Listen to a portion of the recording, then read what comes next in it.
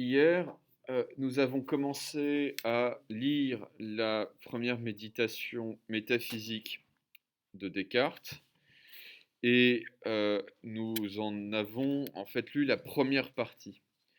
Je résume à grands traits, à très grands traits, de manière très rapide, ce que nous avons vu.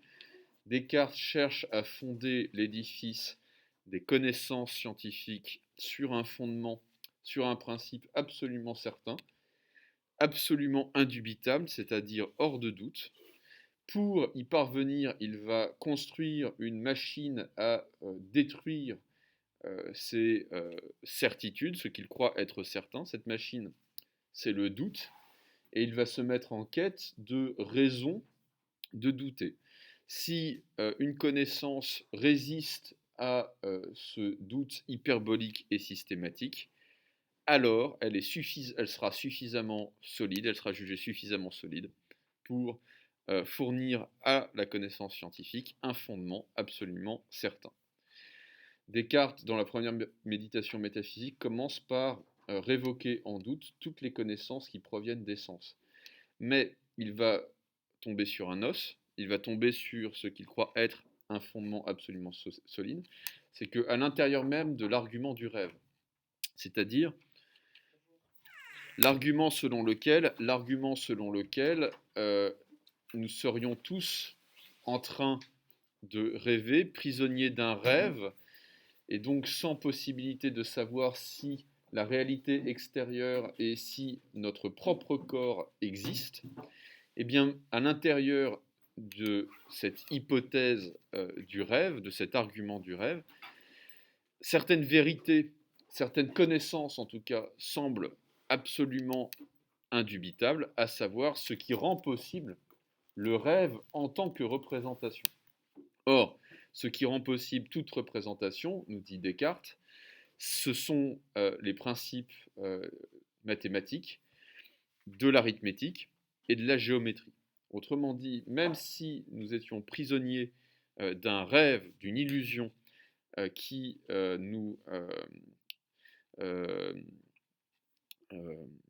voilà, dont on ne pourrait pas s'échapper, qui nous maintiendrait prisonniers, euh, nous pourrions tout de même, à l'intérieur même d'un rêve, continuer à faire des mathématiques.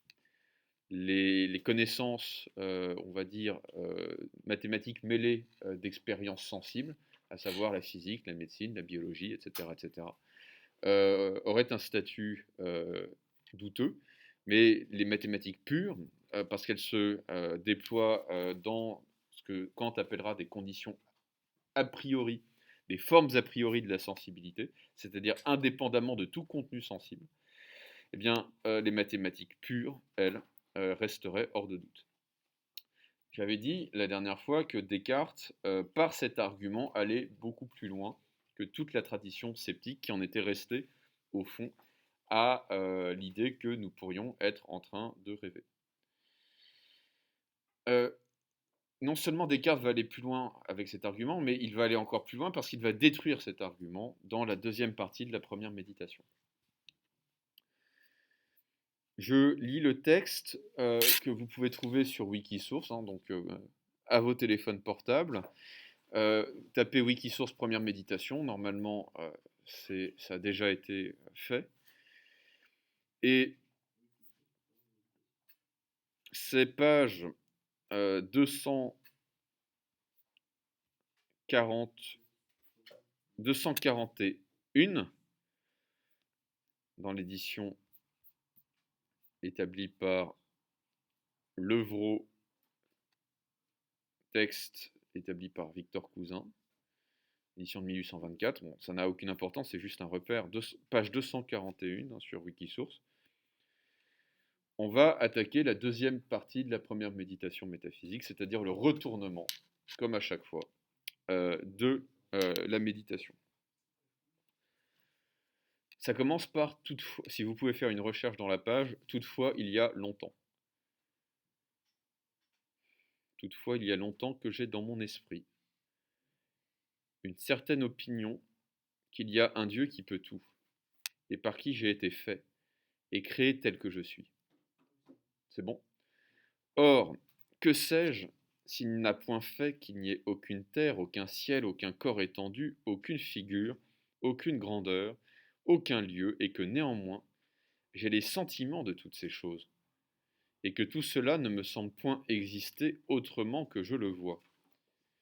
Et même, comme je juge quelquefois que les autres se trompent dans les choses qu'ils pensent le mieux savoir, que sais-je s'il n'a point fait que je me trompe aussi toutes les fois que je fais l'addition de 2 et de 3, ou que je nombre les côtés d'un carré, ça arrive à des gens très bien, ou que je juge de quelque chose encore plus facile, si l'on se peut imaginer rien de plus facile que cela. Mais peut-être que Dieu n'a pas voulu que je fusse déçu. Que je fusse déçu, pour vous qui faites probablement de l'anglais, to deceive, ça ne veut pas dire décevoir, ça veut dire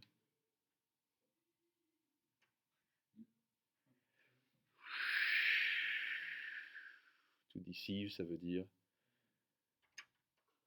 tromper. Eh ben mon vieux, Wall Street English, my ass. Hein. Alors, du coup j'ai perdu ma ligne, à force de faire le malin. Être déçu, ça veut dire être trompé. Mais peut-être que Dieu n'a pas voulu que je fusse déçu de la sorte, c'est-à-dire que je sois trompé de la sorte, que je fusse trompé de la sorte. Car il est dit souverainement bon. Toutefois, si cela répugnait à sa bonté de m'avoir fait tel que je me trompasse toujours, cela semblerait aussi lui être contraire, de permettre que je me trompe quelquefois. Et néanmoins, je ne puis douter qu'il le permette. Il y aura peut-être ici des personnes qui aimeraient mieux nier l'existence d'un Dieu si puissant que de croire que toutes les autres choses sont incertaines. Mais ne leur résistons pas pour le présent, et supposons en leur faveur que tout ce qui est dit ici d'un Dieu soit une fable. Toutefois, de quelque façon qu'il suppose que je sois parvenu à l'état et à l'être que je possède, soit qu'il l'attribue à quelque destin ou fatalité, soit qu'il le réfère au hasard, soit qu'il veuille que ce soit par une continuelle suite et liaison des choses, ou enfin par quelque autre manière, puisque faillir et se tromper est une imperfection, d'autant moins puissant sera l'auteur qu'ils assigneront à mon origine, d'autant plus sera-t-il probable que je suis tellement imparfait que je me trompe toujours. Alors, je m'arrête là. Enfin bon, je peux continuer parce que c'est simplement une conclusion. Auquel raison je n'ai certes rien à répondre, mais enfin, je suis contraint d'avouer qu'il n'y a rien de tout ce que je croyais autrefois être véritable, y compris donc 2 plus 3 égale 5 et les carrés, un carré à 4 côtés, euh, dont je ne puisse en quelque façon douter. Et cela non point par inconsidération ou légèreté, mais pour des raisons très fortes et mûrement considérées. De sorte que désormais je ne dois pas moins soigneusement m'empêcher d'y donner créance qu'à ce qui serait manifestement faux, si je veux trouver quelque chose de certain et d'assuré dans les sciences. Alors, que dit Descartes? Descartes, en fait, va poser la question de ce qui conditionne les vérités mathématiques. Qu'est-ce qui permet de fonder l'évidence mathématique? Plutôt la vérité, la certitude, pardon, j'ai fait une erreur là, la certitude des vérités mathématiques.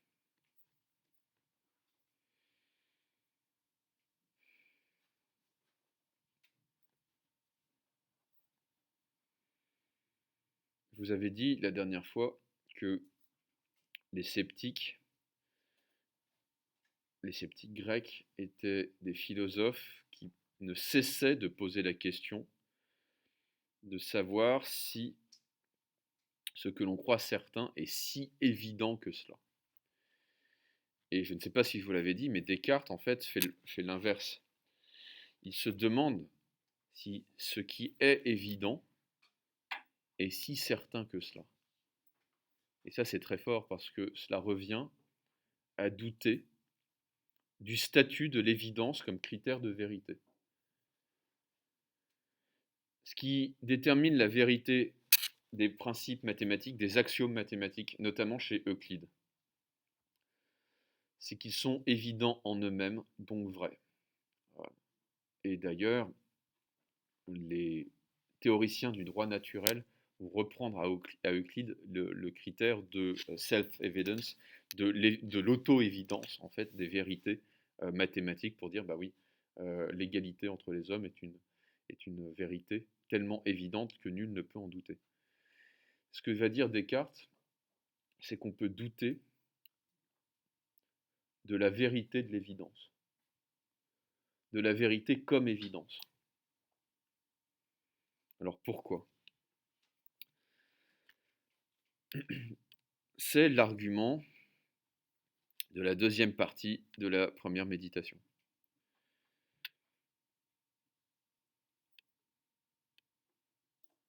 Outre les connaissances qui nous viennent des sens, il y a aussi les connaissances que l'on reçoit par nos parents, par nos professeurs, par, on va dire, l'ensemble des institutions sociales qui nous forment et nous instruisent.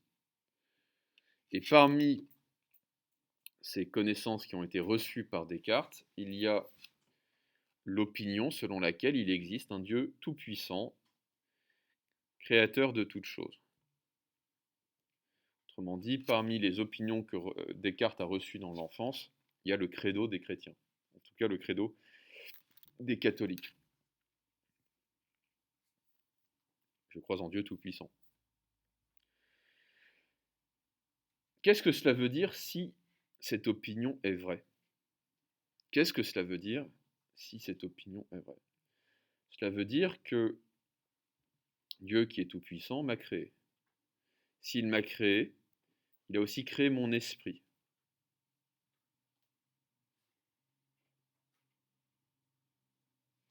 Et donc ce que cela signifie,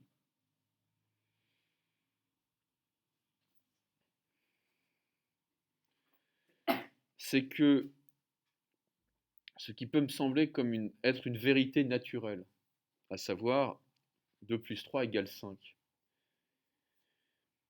Une vérité absolue.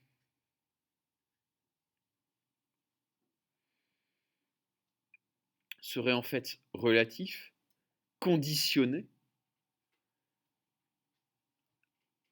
à un créateur. Mais qui sait si le créateur ne m'a pas créé, pour le dire de manière très contemporaine, avec un bug? Qui sait si Dieu n'a pas créé l'esprit humain de manière défaillante?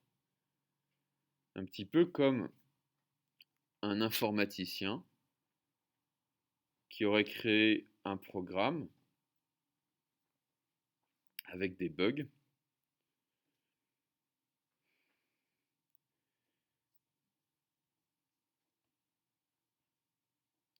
sans que ce programme puisse détecter les bugs qui l'affectent.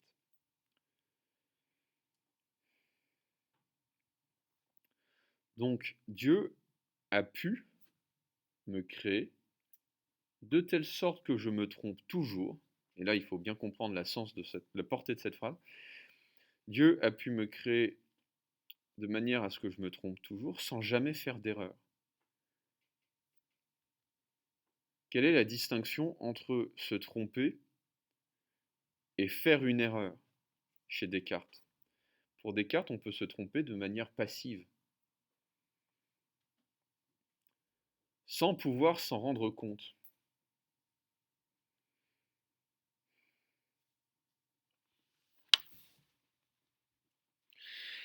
Alors ça arrive à des gens qui ont subi un immense traumatisme. Il y a aussi de, de sinistres mémoires, certains cas d'Alzheimer qui manifestent ce trouble du langage. Vous avez dans certaines situations des personnes qui vont employer un mot à la place d'un autre sans savoir en fait qu'ils emploient ce mot à la place d'un autre.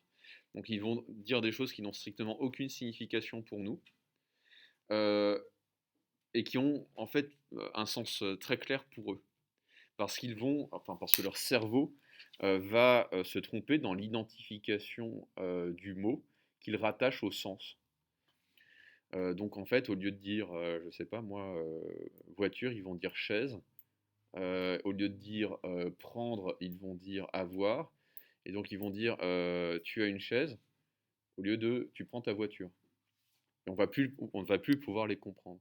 Et eux, en fait, ne vont pas pouvoir se rendre compte, c'est ça le trouble, ne vont pas pouvoir se rendre compte qu'il y a comme une sorte d'erreur, ou plutôt de défaillance dans leur code. Ils ne font pas d'erreur dans le choix de leurs mots. Ils se trompent, mais de manière totalement passive. Et un philosophe, un célèbre commentateur de Descartes, qui s'appelle Jean-Luc Marion, Sur la théologie blanche de Descartes, mais ça n'a aucune importance, va parler d'une théorie du code chez Descartes.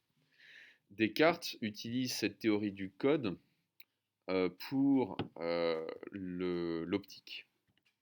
C'est le premier physicien, on pourrait dire, à émettre l'hypothèse que les objets ne sont pas réellement colorés, mais que les couleurs sont perçues par la rétine à l'aide d'un code qui déchiffre en fait les fréquences lumineuses, les fréquences de la lumière. Et alors c'est faux évidemment, mais Descartes va dire, en gros, la lumière transmet certaines propriétés géométriques de la surface des objets, microscopiques mais géométriques, et ces formes vont être interprétées comme des qualités qui sont les couleurs. Et au fond, c'est pas si bête, c'est-à-dire que c'est pas parce que j'ai que les atomes à la surface de mon blouson sont bleus que mon blouson est bleu. C'est pas comme ça, en fait, que vous qui avez fait vous qui faites de la physique, ce n'est pas comme ça que fonctionne la manière dont la rétine va déchiffrer, euh, on pourrait dire, le langage de la fréquence lumineuse. Il me semble que c'est la structure électronique des atomes qui explique, et la relation entre la lumière et cette structure qui explique la couleur, en fait, la perception de la couleur. Euh, et donc Descartes dit, mais chez les daltoniens, par exemple, le code n'est pas le même. Le code n'est pas le même. Autrement dit, on pourrait parfaitement concevoir que le code par lequel pas nos yeux, mais notre esprit conçoit certains principes mathématiques soit vicié, soit foiré, et été foiré par Dieu. Dieu a raté, en mauvais informaticien, Dieu a raté notre code intellectuel, le code de notre entendement. Et donc, si ça se trouve, enfin, je ne sais pas si ça se trouve, nous, quand on pense 2 plus 3, on pense immédiatement 5. Mais peut-être que dans l'esprit du Créateur, 2 plus 3, ça fait autre chose. Nous ne pouvons pas savoir ce que ça fait. Mais si ça se trouve, il y a un décalage entre eux. En fait, ça c'est fondateur de la science moderne. Si ça se trouve, il y a un décalage entre le monde tel qu'on le conçoit et le monde tel qu'il est. C'est l'idée même de la modernité, elle est là en fait. Les anciens sont des gens qui pensent qu'on peut connaître le monde tel qu'il est, qu'on peut saisir l'essence du monde. Les modernes vont dire déjà les couleurs c'est compliqué, alors les vérités mathématiques. Non seulement les couleurs ne sont pas réellement dans les choses, mais si ça se trouve 2 plus 3, c'est pas vraiment ça fait pas vraiment 5. Si ça se trouve, c'est une construction intellectuelle. Si ça se trouve, c'est Dieu qui a créé ces vérités. Elles ne sont pas dans la nature. Ça, c'est moderne. Et Descartes va dire, je poursuis l'argument, mais si Dieu est ce qu'il est, c'est-à-dire infiniment puissant, mais aussi infiniment bon, il n'a pas pu me créer de manière défaillante. Antoine. Oui, oui, bien sûr, on peut vraiment parler de Dieu, c'est-à-dire qu'on peut faire l'hypothèse en fait que les vérités mathématiques que nous avons dans notre esprit ne viennent pas de nulle part, qu'elles ne sont pas des constructions qui viennent de nulle part, que nous n'avons pas le choix en fait de penser que 2 plus 3 égale 5 ou de penser de la vérité du principe de non-contradiction, etc. Et donc si ça vient pas de nulle part, ça vient de quelque part. C'est-à-dire ça vient, c'est la marque, si vous voulez, qui a été imprimée dans notre esprit. Par qui? Descartes fait l'hypothèse d'un Dieu qui aurait créé notre esprit, qui aurait façonné notre esprit, qui aurait constitué notre esprit. Mais Descartes n'en reste pas là. Si vous avez lu avec moi la suite du paragraphe, il n'en reste pas là. Descartes commence par dire, mais si Dieu est ce qu'il est, si Dieu est ce il est infiniment puissant, il est aussi infiniment bon. Et quelqu'un d'infiniment bon ne peut pas avoir voulu que je me trompe toujours. Okay. Mais Descartes ajoute, mais s'il est infiniment bon, il n'a pas non plus voulu que je me trompe quelquefois. Or, je me trompe quelquefois.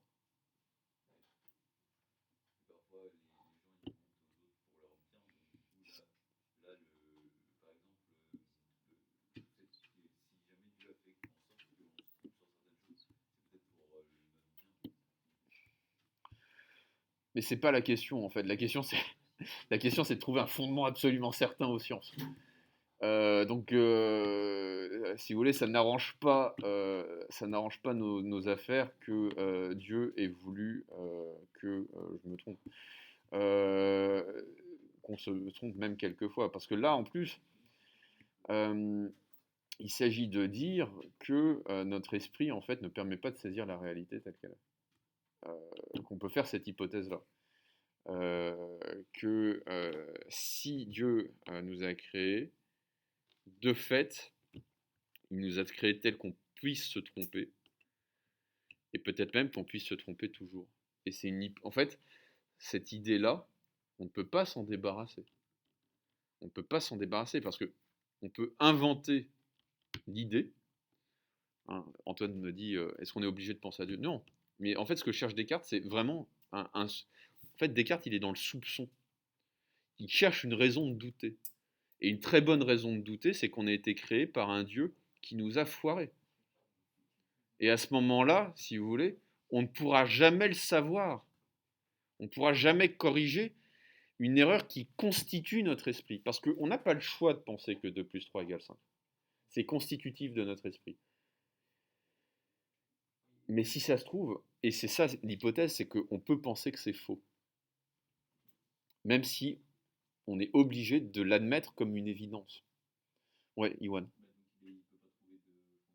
Pour le moment, on est gravement dans la mouise, oui. Lisez les 5 méditations.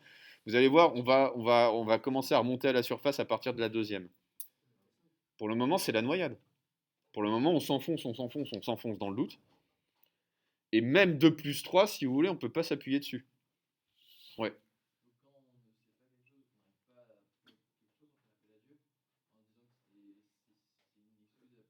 Bah non, c'est bien plutôt le contraire en fait. Dieu, c'est pas celui qui va nous excuser de quoi que ce soit. C'est celui qui nous met la tête sous l'eau, si vous voulez. Pardon? Alors justement, je voudrais avancer un petit peu dans le commentaire parce que vous allez voir, si Dieu n'existe pas, c'est pire. Si Dieu n'existe pas, c'est pire. Oui. Ouais. Ah, alors attendez, parce que ça va. Ça, c'est la deuxième méditation, c'est après. Et vous allez voir quel est le contexte dans lequel il dit cela, pourquoi il dit cela, et pourquoi c'est une vérité indubitable, d'après lui. C'est-à-dire hors de doute. Non, il n'en doute pas. On va voir qu'il y a un Allemand moustachu qui naît au 19e siècle qui est très très méchant. Donc, pas lui, l'autre, Nietzsche, qui va jeter un petit soupçon sur le cogito cartésien. Mais on n'en est pas encore là. Donc, pour répondre à Antoine, qui est très perturbé par Dieu, Dieu, c'est une hypothèse, là. C'est une hypothèse. C'est un truc, si vous voulez, Descartes dit il faut que je doute de tout, hein, y compris des connaissances que j'ai reçues dans l'enfance. Et il dit, bah oui, mais en fait, il y a une connaissance que j'ai reçue dans l'enfance qui peut encore me donner une raison de douter des vérités mathématiques. C'est le credo, Dieu tout-puissant. Si Dieu est tout-puissant, il m'a créé. Mais si ça se trouve, il m'a foiré. Ok. Je finis simplement la fin de cet argument sur Dieu. Si Dieu est ce qu'il est, il y a une cohérence de ses attributs. Il y a une cohérence de ses propriétés. C'est un problème qui va beaucoup occuper la théologie. Dieu est à la fois tout-puissant et parfait. Et parfait, ça veut dire bon, infiniment bon.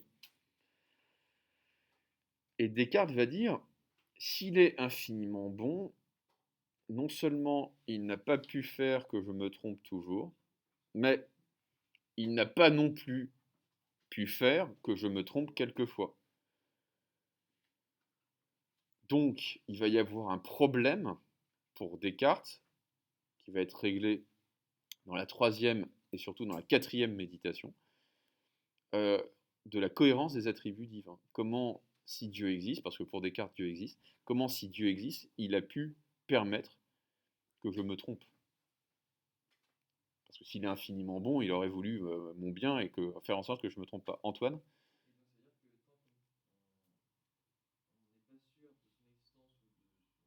De son inexistence, oui.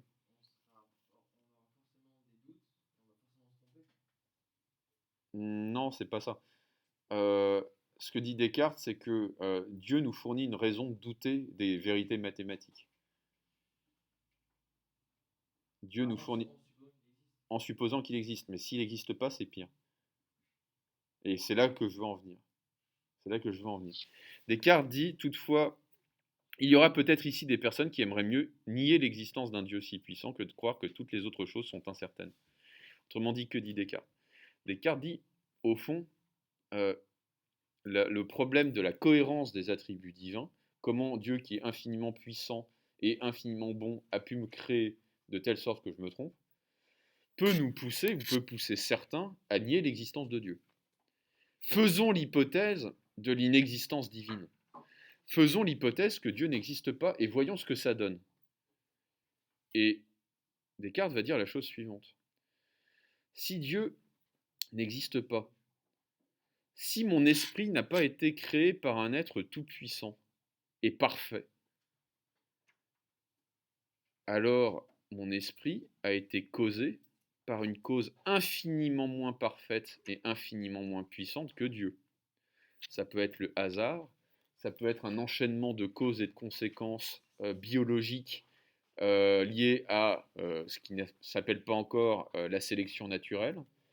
Ça peut être simplement mes parents, qui sont loin d'être des dieux, qui sont loin d'être infiniment puissants et infiniment parfaits. Donc faisons l'hypothèse de l'inexistence divine. La cause de mon esprit sera infiniment moins parfaite et infiniment moins puissante que Dieu. Et donc j'aurai d'autant plus de raisons de douter de mon esprit, j'aurai d'autant plus de raisons de douter de mon esprit que la cause de mon esprit sera moins puissante et moins parfaite. Ok? Je résume. Si Dieu existe, j'ai de très bonnes raisons de douter de l'évidence des principes mathématiques.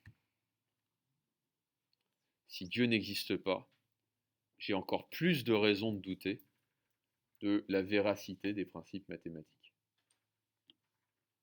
C'est ce qu'on appelle une tenaille. C'est ce qu'on appelle une tenaille. Où qu'on aille, on se fait avoir. Si Dieu existe, j'ai des raisons de douter des évidences mathématiques. Si Dieu n'existe pas, j'ai encore plus de raisons de douter des évidences mathématiques. Okay. Parce que ça veut dire que mon esprit, qui est l'effet d'une cause beaucoup moins parfaite que Dieu, a d'autant plus de raisons d'être trompé.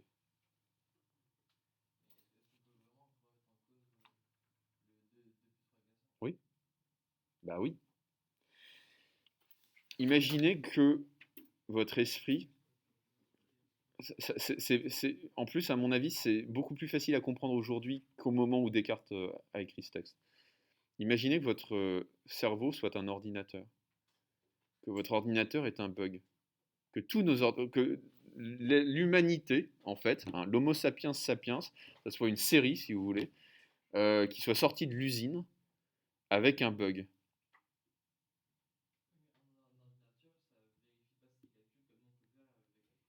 Oui, mais si on vérifie ces calculs à l'aide d'un instrument qui est lui-même buggé, si vous voulez, c'est comme si on demandait à un piano désaccordé de s'accorder tout seul.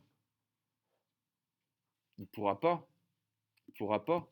Seul un esprit extérieur au piano peut accorder le piano. Et un esprit qui joue faux, pour reprendre cette métaphore, il ne pourra pas savoir qu'il joue faux. Parce que où ira-t-il chercher les instruments qui lui permettront de se corriger? Bah, dans son esprit, qui joue faux, etc., etc. En fait, ce que dit Descartes, c'est que nous percevons le monde et nous concevons le monde à travers des instruments, et la question est de savoir si ces instruments sont fiables.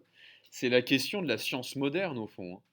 Du télescope à la rétine, et jusque-là, on avait mis de côté les principes de la logique et des mathématiques, mais c'est une question qui va se poser jusqu'au XXe siècle. Est-ce qu'on peut fonder les mathématiques? Est-ce qu'on peut fonder la cohérence d'une théorie mathématique? C'est problématique, hein. Si vous lisez Frege, si vous lisez Gödel, le- c'est une question qui est extraordinairement problématique. Bah, à l'intérieur d'une théorie, oui, qui est elle-même finie. Pour fonder quelque chose, il faut toujours que la fondation soit extérieure à la chose qu'on fonde. Ah, pour le moment, on est vraiment, on est dans le noir là. Il n'y a rien de certain. Là, on est dans la mer de noir. C'est pas possible. Non seulement on n'est pas certain d'avoir un corps, non seulement on n'est pas certain qu'il y ait une réalité extérieure, c'est l'argument du rêve, mais en plus, on n'est même pas certain que 2 plus 3, ça fait 5.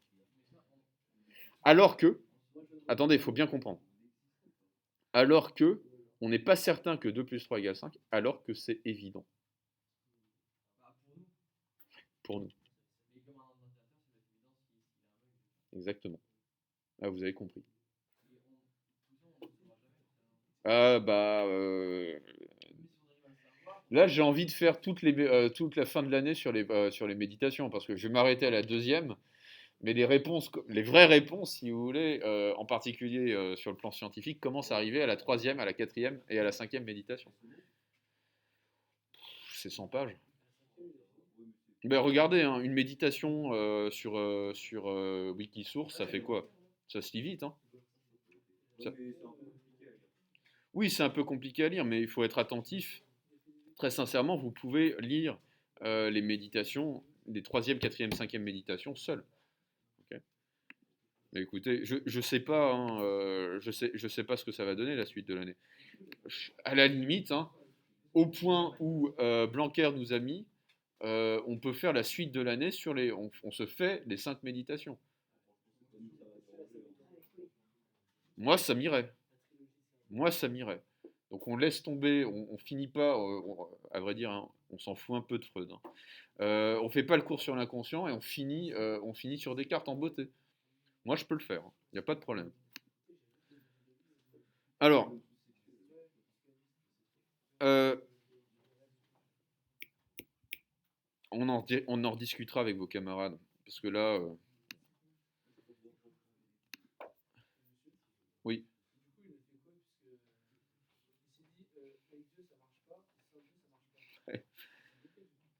bah, c'est ce qu'on appelle une tenaille, effectivement, c'est comment sortir d'une tenaille. Comment sortir d'une tenaille? Ça va être extraordinairement simple.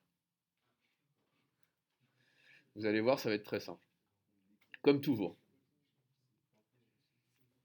pour sortir d'une tenaille, il faut aller au fond et la détruire. Il faut aller au fond de la tenaille et la détruire. Okay. Et en fait, Descartes, pour ne rien vous cacher, Descartes est un philosophe chrétien qui va se dire il faut démontrer l'existence de Dieu pour combattre les athées. Okay.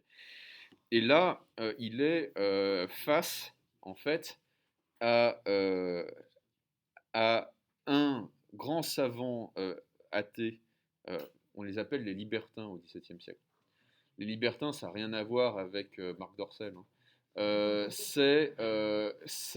Les libertins, c'est ceux qui veulent se libérer des dogmes religieux pour faire de la science à l'origine.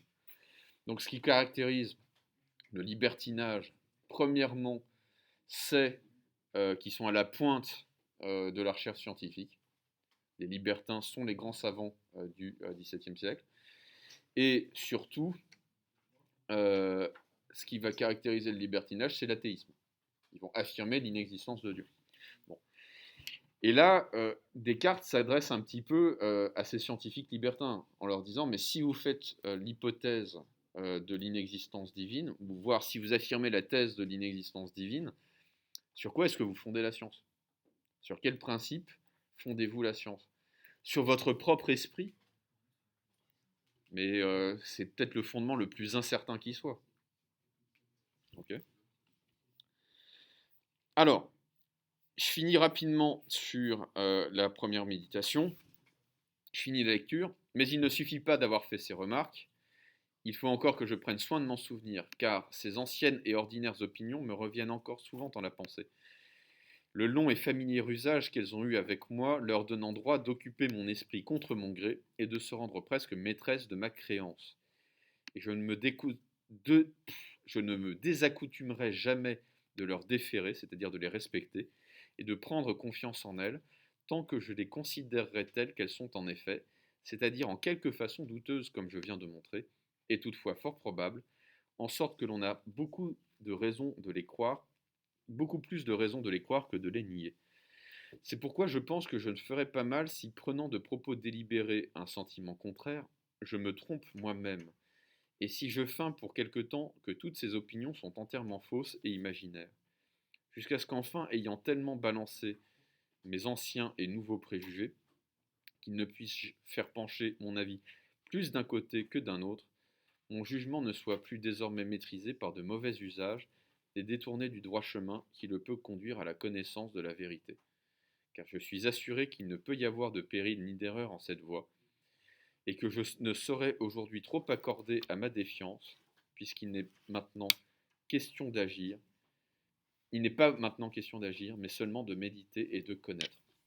Je supposerais donc, non pas que Dieu, qui est très bon, et qui est la souveraine source de vérité, mais qu'un certain mauvais génie, non moins rusé et trompeur que puissant, a employé toute son industrie à me tromper. Je penserais que le ciel, l'air, la terre, les couleurs, les figures, les sons et toutes les choses extérieures ne sont rien que des illusions et rêveries dont il s'est servi pour tendre des pièges à ma crédulité. Je me considérerais moi-même comme n'ayant point de main, point d'yeux, point de chair, point de sang, comme n'ayant aucun sens, mais croyant faussement avoir toutes ces choses. Je demeurerais obstinément attaché à cette pensée, et si par ce moyen il n'est pas en mon pouvoir de parvenir à la connaissance d'aucune vérité, à tout le moins il est en ma puissance de suspendre mon jugement. C'est pourquoi je prendrai garde soigneusement de ne recevoir en ma croyance aucune fausseté, et préparerai si bien mon esprit à toutes les ruses de ce grand trompeur, que, pour puissant et rusé qu'il soit, il ne pourra jamais rien imposer. Mais ce dessein est pénible et laborieux, et une certaine paresse m'entraîne insensiblement dans le train de ma vie ordinaire, et tout de même qu'un esclave qui jouissait dans le sommeil d'une liberté imaginaire, lorsqu'il commence à soupçonner que sa liberté n'est qu'un songe, craint de se réveiller, et conspire à ses illusions agréables pour être plus longtemps abusé. Ainsi je retombe insensiblement de moi-même dans mes anciennes opinions, et j'appréhende de me réveiller de cet assoupissement, de peur que les veilles laborieuses qui auraient à succéder à la tranquillité de ce repos, au lieu de m'apporter quelques jours et quelques lumières dans la connaissance de la vérité, ne fût-ce pas suffisante pour éclaircir toutes les ténèbres des difficultés qui viennent d'être agitées. Alors que dit Descartes dans la fin de cette deuxième partie de la première méditation? Descartes dit qu'il est très difficile en fait de se désaccoutumer de croire. Il est très difficile de se déshabituer de croire. Nous croyons que les objets sont colorés. Nous croyons que l'évidence mathématique est absolument certaine. Nous sommes tellement habitués à tenir pour vrai des jugements qui n'ont pas été fondés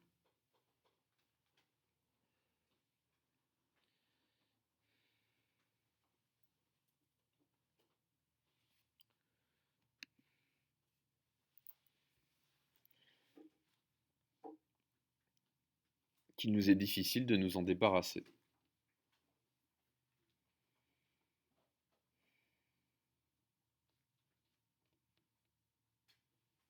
Et donc, la méditation va consister à trouver un moyen de s'habituer au doute. Et pour y parvenir, Descartes va créer la fiction d'un malin génie.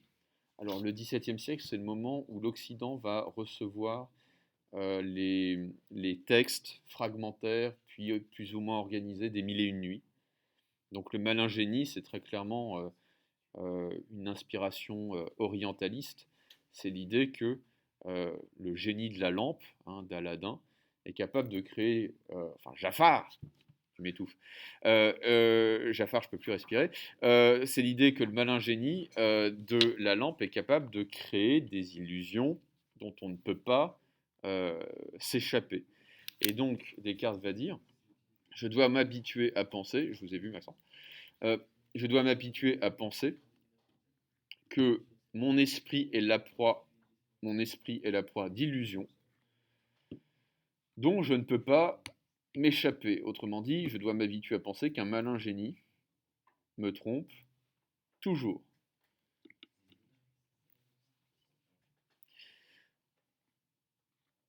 Maxence.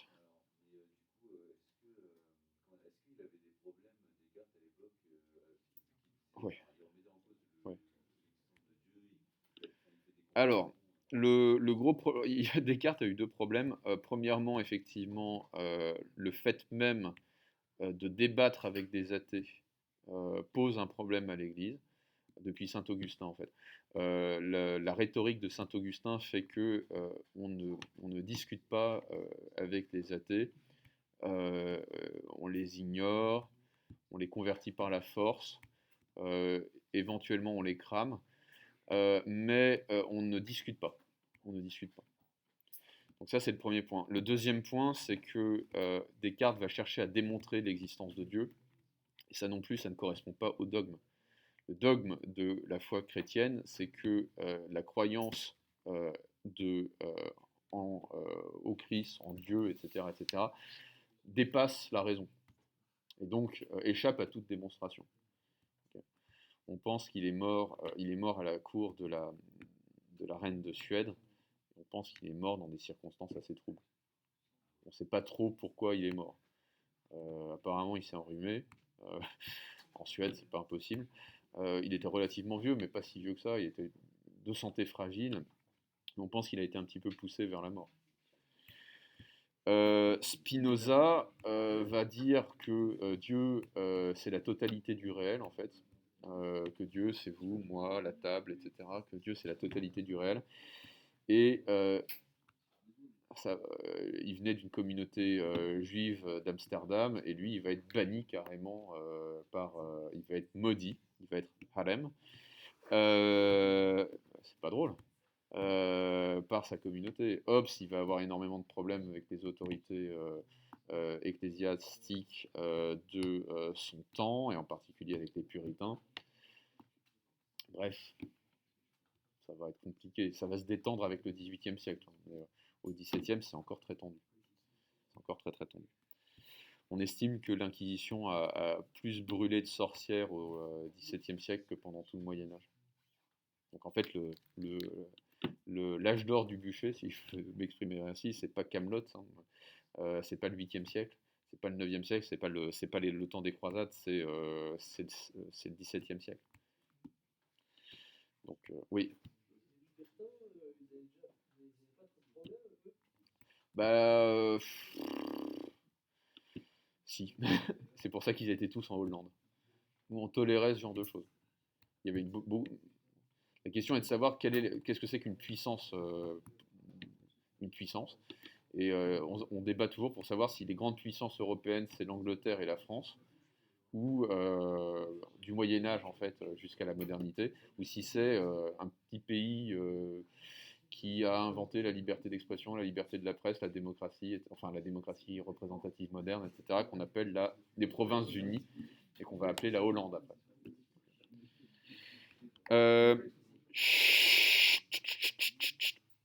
Donc que va dire Descartes par la suite? Descartes va dire, mais par conséquent, la seule manière pour moi, non seulement de ne pas faire d'erreur, mais de ne pas être trompé. La seule manière pour moi, non seulement de ne pas faire d'erreur, mais de ne pas être trompé, c'est de suspendre mon jugement. C'est de suspendre mon jugement. La seule manière pour mon esprit, non seulement de ne pas faire d'erreur, mais de ne pas être trompé, c'est de ne plus juger, de suspendre mon jugement. Qu'est-ce que c'est qu'un jugement? Un jugement, c'est une assertion qui lie un sujet à un prédicat. Modèle du jugement, X est Y. X est quelque chose. Okay, et Descartes va dire, mais à partir du moment où je n'affirme plus rien et je ne nie plus rien au sujet de quoi que ce soit, autrement dit, la question va être, à partir du moment où je ne pense plus rien, je peux avoir des idées dans ma tête, si vous voulez, je peux penser à la voiture, je peux penser au ciel, mais à partir du moment où je ne dis pas quelque chose à propos de la voiture ou à propos du ciel, je ne peux pas faire d'erreur et je ne peux même pas être trompé. Parce que l'erreur comme la défaillance de mon esprit, elle est dans le jugement. Elles sont dans le jugement. Et donc Descartes va dire, je dois m'habituer à me dire que si rien n'est certain, je dois suspendre mon jugement.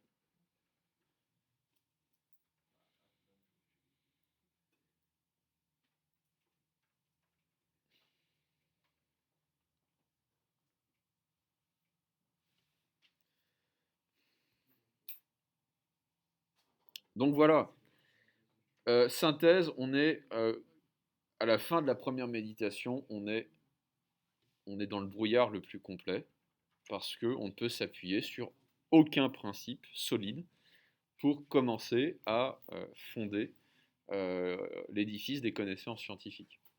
On peut s'appuyer sur rien. Ouais. Ça veut dire ne rien dire à propos de rien. Par exemple, je peux dire, je peux avoir l'idée d'Iwan, mais je ne peux pas dire Iwan existe, par exemple, ou Iwan est un élève, ou Iwan a existé. Juste Iwan. Okay, le jugement, c'est juger, c'est lier. Juger, c'est relier. Et relier un sujet à une propriété. Okay, ah, c'est une bonne question, ça. En fait, il y a un auteur hollandais, justement, dont je viens de parler, qui s'appelle Spinoza, qui va critiquer cette fin, la fin de la première méditation, dans une lettre. Et il va dire, le problème de la suspension du jugement, c'est que Descartes ne se rend pas compte qu'une idée est un récit. Un concept est un récit. Autrement dit, je peux penser à Iwan, mais Iwan, le concept d'Iwan est en lui-même un jugement. C'est-à-dire, avec Iwan, le concept d'Iwan se trimballe un certain nombre de propriétés, si vous voulez. Ok. Le concept de chaise, c'est pas, c'est pas rien, si vous voulez. Euh, c'est un jugement, en fait. Et donc Descartes va dire, au fond, on peut se sauver la cervelle en ne jugeant plus, c'est-à-dire en ne liant plus un sujet à un prédicat. Mais même ça, pour Spinoza, ça sera critiquable parce que une idée est en elle-même un jugement. En elle-même un jugement. Bon, on peut se dire, on peut utiliser une solution qui serait purement,